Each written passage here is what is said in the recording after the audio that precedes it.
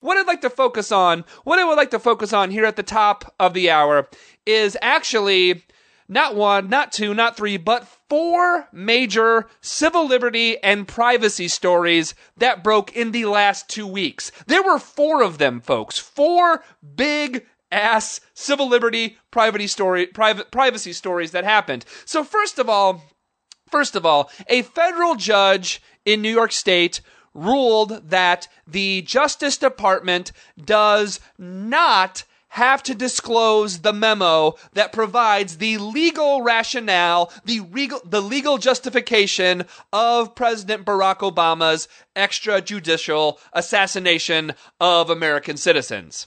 That's right, folks. This judge says that the government, by the law, does not have to explain how it thinks it can legally assassinate you without a trial. Just know, folks, just know that they can do it. Just know that they can do it and be on your best behavior, and hopefully they will not assassinate you or someone that you love. So that's one big story. That's huge, right? So the Justice Department, this judge said that the Justice Department does not have to disclose the memo that provides the justification. That's one big story. Number two, the NDAA was reauthorized and signed by President Barack Obama yet again. You'll remember the NDAA. We talked about it a good deal last year. It is, of course, the bill that allows the government to hold you indefinitely without a trial. Well, I mean, obviously, folks, the government can assassinate you without a trial. So if they can assassinate you without a trial, it only goes to logic that they can imprison you forever without a trial. The bill also bans funds for the transfer of prisoners from Guantanamo Bay to the United States. So that's fun too. Obviously the problem with Guantanamo isn't Guantanamo itself. It's actually the fact that we're holding these people without a trial, but, still, they're not allowed to transfer them. That's still a big deal. So, the NDAA of 2013, NDAA version 2021-3, it also has a fun amendment that makes the use of government-produced propaganda against American citizens, which due to the Smith-Mundt Act of 1948 was illegal, and I say was. Well, folks, thanks to the NDAA of 2013, the government using propaganda against its own citizens was illegal, but thanks to NDAA 2013, it is not illegal anymore. Get ready for some propaganda to be coming your way, because now it is legal for the United States government to use propaganda on U.S. shores against its own citizens.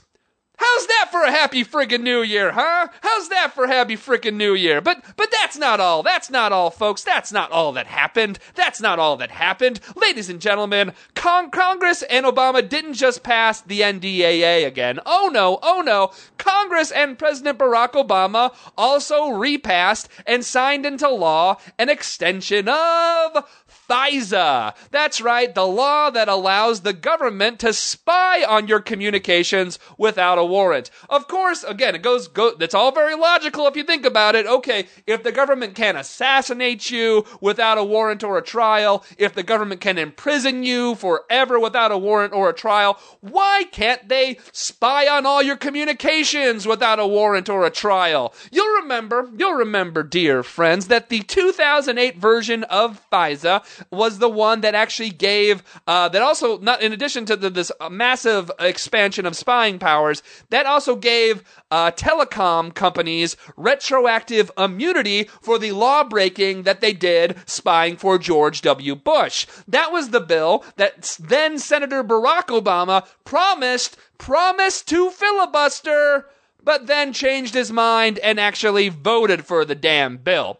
Anyway, that's all in the past. We need to look forward, not backwards, am I right? That was renewed now without absolutely positively no amendments whatsoever. FISA was entirely renewed. Senator Ron Wyden tried to add some very logical amendments, but was shut down. In fairness, not just Wyden, Senators Udall, Merkley, and Rand Paul all tried to add some amendments that would have made this bill better, but were shot down by blue dog Democrats and bad Republicans, which most Republicans are bad.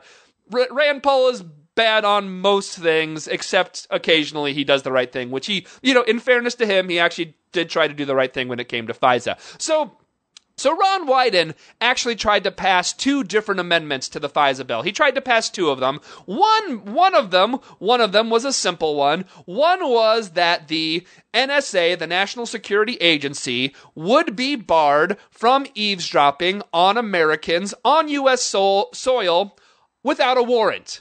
That was his amendment. But of course, as we've proven, we can't possibly have that. The whole point of having spying without a warrant is so you can spy without a warrant. If you have to get a warrant, that you're not spying without a warrant anymore. So that got shot down. That got shot down by the other senators. The second amendment that Wyden offered was also a fairly simple amendment, a pretty simple, straightforward one.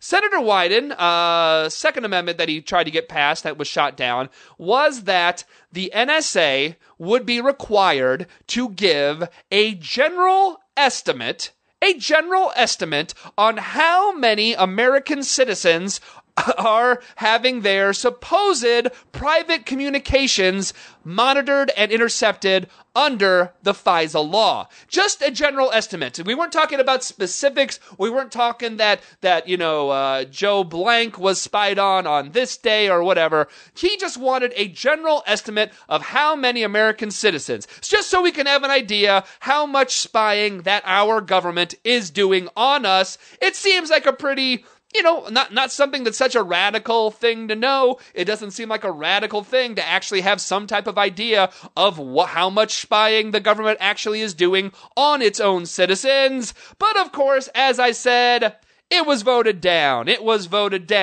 But, ladies and gentlemen, it was voted down. Let's be fair. According to Dianne Feinstein, there is actually a legitimate explanation for why that amendment was voted down and should be voted down. There is a reason, ladies and gentlemen, there is a reason that the NSA cannot tell us a rough estimate of how many Americans are in fact being spied upon by their own government. In fact, that reason is actually conveniently explained in a letter from none other than the NSA. I could describe the letter for you. I could describe it, but I think I'm actually going to let one of the bill's biggest supporters, California Democratic Senator Dianne Feinstein, do that for me instead. This is Senator Feinstein on the Senate floor describing the NSA letter. Take a listen. I'd like to just show that classified letter, if I might. It's classified. I can't read it to you. I don't happen to have it here, but as soon as somebody brings it, I will wave it for a moment so that you see it. Ladies and gentlemen, that is an actual United States Senator. Right there. That is an actual United States Senator from the state of California. You can't read the letter, but you'll wave it in the air for us? Oh, when you find it. You know what? If it's classified, where is it? Did you lose this classified letter? Where's this classified letter? Did it fall into the hand of spies? Shouldn't Barack Obama be prosecuting you for not taking care of this amazing classified letter? Oh, but you're not going to let us read it, but you'll wave it around for us? You'll wave the letter for us? How nice of you! How nice of you, Senator Feinstein! I hope you find it. I hope you find the secret letter because seriously, me seeing you waving a piece of paper in the air will make me feel so much better about being spied upon secretly. But, at least we can be glad if we see you waving a piece of bloody paper. At least if we see you waving the paper, we can know that at least a piece of paper exists. that supposedly said why the NSA can't even give us a bloody estimate of the extent of their spying on American citizens. What's the reason? What's the reason they can't do it? It's a secret. It's a secret, but we have a letter. We have a letter. You want to know how horrible Dianne Feinstein is? Senator Feinstein actually said that oversight of the program would quote, destroy the program. She said that. It would destroy the program. Oversight. Why? Why would oversight destroy it? You know, I'll tell you why. You probably know what she means if you're smart, and you guys are all smart. You know what she means. She means right there that if American citizens knew how much their own government was in fact spying on them, about if the American citizens actually knew the extent of the data collection that the United States government is doing on them, be it their emails, be it everything they post on the internet, if we knew that, the American people would actually freak the hell out and demand that it stop. If the people knew what our government was doing, it would destroy the program. She then went a little further. She pulled a full Cheney and said that anyone who tries to pass amendments want another 9/11 to happen. Well done, well done. It's so fun to see Democrats, playing the terror card. And obviously she's not the first. Obviously Obama did it. But here's the reality here, folks. Here's the actual bottom line of this stuff. President Barack Obama now owns these programs as much as George W. Bush. He owns them as much as Bush now. That's undeniable. If anyone wants to say that Obama is somehow better on privacy and civil liberties, you are kidding yourselves and you are delusional. Warrantless spying. Barack Obama's signature is now on the bill. Indefinite detention without a trial. President Barack Obama's signature is on the bill.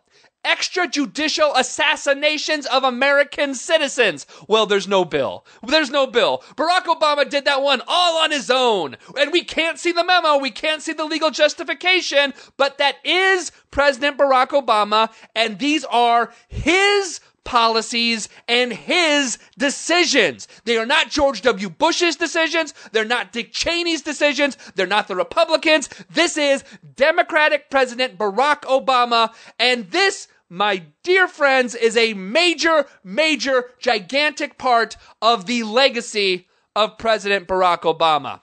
When we come back, we are going to discuss how another part of President Barack Obama's legacy will in fact be cemented in the next 2 months when it comes to the decision that Barack Obama makes when it comes to the social safety net. We'll be right back.